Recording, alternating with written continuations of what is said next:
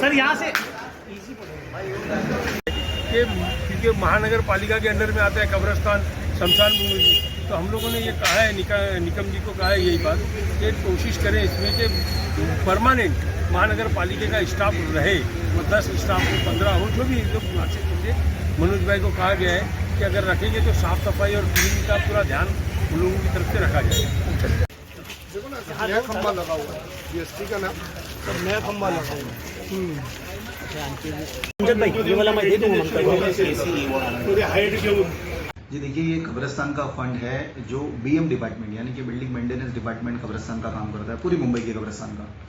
तो ये जो फंड है ये बीएमसी का सेंट्रल एजेंसी के मार्फत ये फंड आता है और कब्रिस्तान के लिए ये फंड लगेगा। बीएम डिपार्टमेंट इसको करने वाला है इस काम को। अब इसकी पोजीशन ये है कि इसका एस्टिमेट बन गया है, एस्टिमेट रेडी हो गया इसका।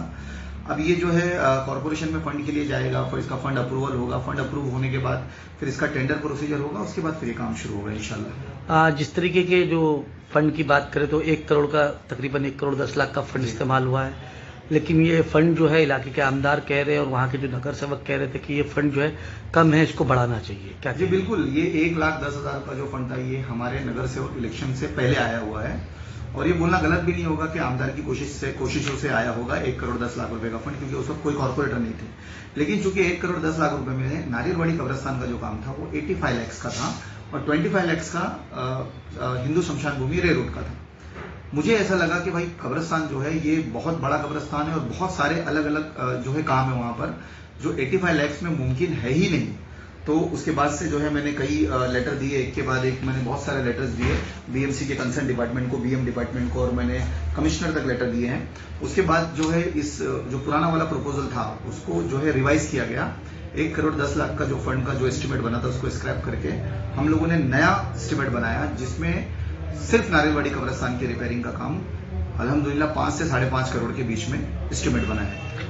क्या लगता है इसके अंदर राजनीति भी देखी जा रही है कि एक तरफ यूपीटी के आमदार जो है वो विजिट कर रहे हैं, एक तरफ जो है वकार जो है वो इसको कब्रिस्तान के लेके क्रेडिट, तो क्या ये होड़ मची हुई है? देखिए, अल्लाह नियतों को अल्लाह जानता है, मेरी इसमें कोई क्रेडिट लेने की होड़ नहीं है।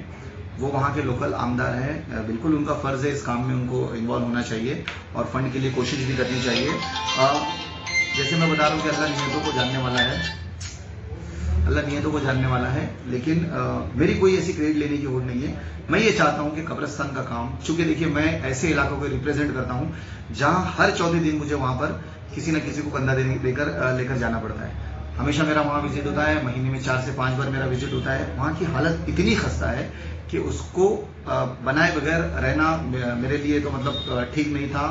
मेरा ज़मीर ही नहीं गवारा कर रहा है कि आज अल्लाह ताला ने ये पोस्ट दी, ये मुकाम दिया और वो एक महानगर पालिका का कब्रिस्तान होने के बावजूद वहां पर इतना नेग्लेक्शन, मतलब इतना उनको नजरअंदाज किया जा रहा है वहां के कामों को, तो ये मुझे ठीक नहीं लगा, इसलिए मैंने इनिशिएटिव लिया। कोई क्रेडिट नहीं, कोई इसमें मेरा पॉलिटिकल पॉइंट ऑफ व्यू नहीं है। आपने साफ सफाई की भी मुहिम लगाई थी, क्यों ना बीएमसी के अधिकारी जो है डेली रूटीन पे जो है वहां पर साफ सफाई करें, क्योंकि लोगों की मांग भी यही है कि डेली रूटीन पे जो है बीएमसी के जो वर्कर है कब्रिस्तान और शमशान के अंदर होने चाहिए, क्योंकि बीएमसी की जगह। बिल्कुल बिल्कुल, ये सभी लेटर्स में एक लेटर ये भी शामिल है कि जिस तरह से बीएमसी लेबर के मार्फत रोड का काम करती है, हाउस गली का काम करती है, वहां पर भी एक 8 लेबर, सुबह में 4 लेबर और शाम में इवनिंग में, मॉर्निंग और इवनिंग 2 टाइम स्वीपिंग हो, वो भी मेरा लेटर है। बहुत जल्दी उसका भी इंशाल्लाह ताला टेंडर होके वो भी काम जरूर किया जाएगा।